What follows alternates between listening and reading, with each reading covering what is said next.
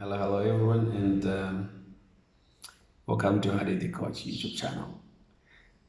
A channel whereby we talk all things career, CV and cover letter writing, LinkedIn optimization, and interview preparation coaching.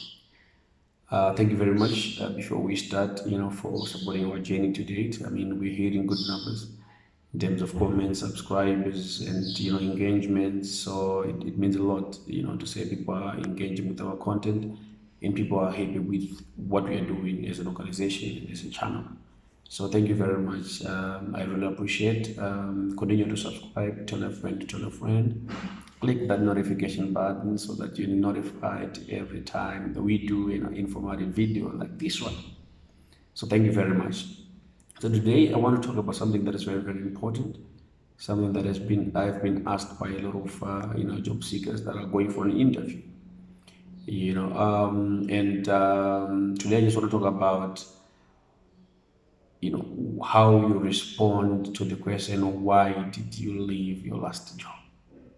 All right. With what is happening with the COVID, there are retrenchments, with the rise of internet of things, there are, machines replacing humans and all sorts of things. And, people can change jobs because of, career progression and stuff. So there are a lot of reasons why people leave jobs, but in some instances you can be fired. So how do you best respond to that question in the interview that you would want the interviewers, to continue with you to the recruitment process and probably, hire you? So before we go into how you should answer, it is important to know what not to say before you know what to say, right? So number one, you do not badmouth your former employers. Why? Because as an interviewer, I would see negativity in you. I would see someone probably who is bitter and someone who is probably not in a position to learn, probably from what have happened in the past, which is what you don't want from an employee, right? So what is important is don't badmouth your former employers, be diplomatic about it and stay neutral as much as you can, right? So that's tip number one. Tip number two, you don't need to go down into finer details.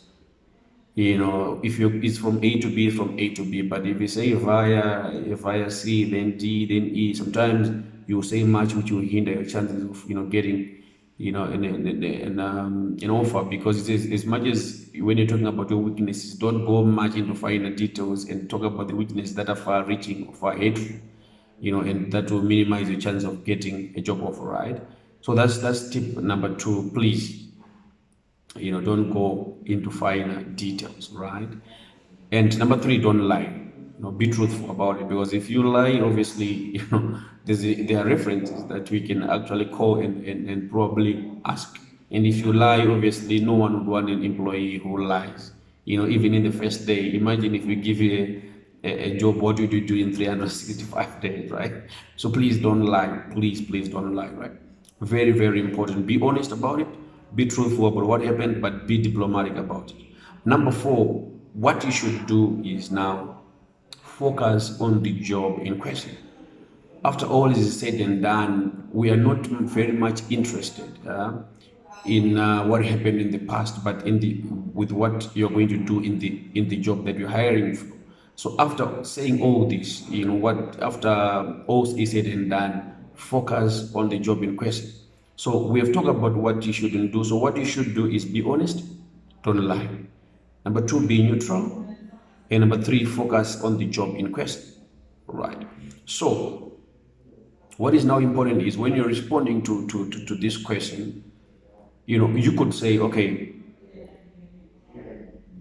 during because of COVID-19, there were retrenchments that happened to our company, and they were targeting people that have got 2 years experience and below. And it had so happened that I was one of the person, that had 2 years experience and below. And, it was unfortunate that I was let go, I was retrenched because the company was no longer, operating at sustainable levels.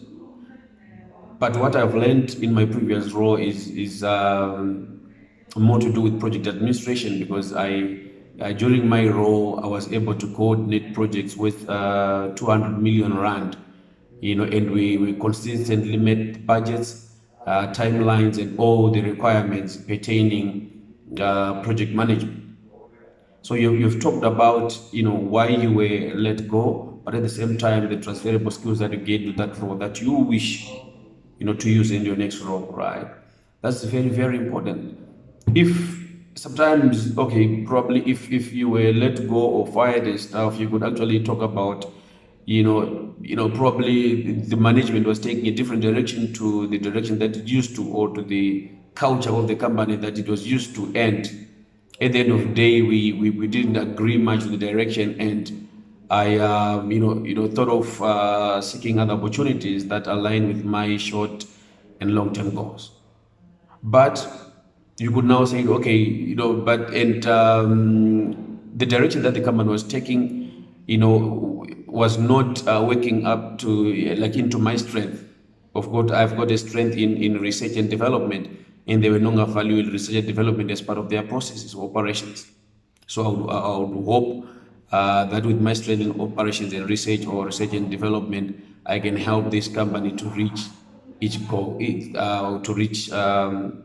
its goals, right? You've talked about what you can do from what you've learned with the previous company. So this is how you respond when you ask the question, why did you leave your last job? I hope you enjoyed. I hope you have learned. God bless, and see you on the next video. Don't forget to subscribe and click the notification button. Thank you very much, and God bless.